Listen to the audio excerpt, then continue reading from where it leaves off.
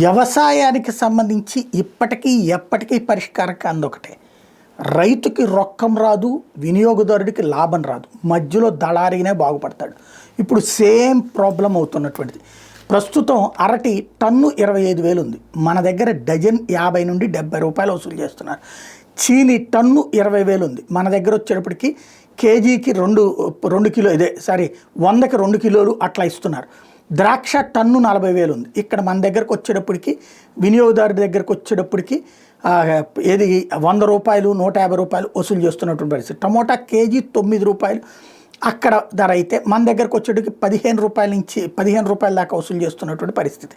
మిరప కేజీ 15 రూపాయలు అక్కడ తీస్తుంటే మన దగ్గరకు వచ్చేటికి మిరపకాయ ఏ రేంజ్లో ఉందో నేను చెప్పక్కర్లేదు. పుచ్చకాయ కేజీ 8 రూపాయలు, మన దగ్గర ఏమో 40 రూపాయలు ఆ రేంజ్లో వసూలు చేస్తున్నటువంటి పరిస్థితి.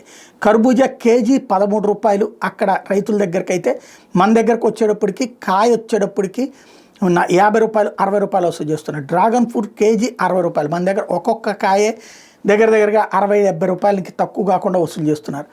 ఉద్యాన పంటలు మన దగ్గర విపరీతంగా ఉన్న సమస్య ఏంటంటే రైతులకి లాభం రావట్లేదు, అలాగే వినియోగదారుడికి లాభం అందట్లేదు, బ్రోకర్లు బాగుపడిపోతున్నారు.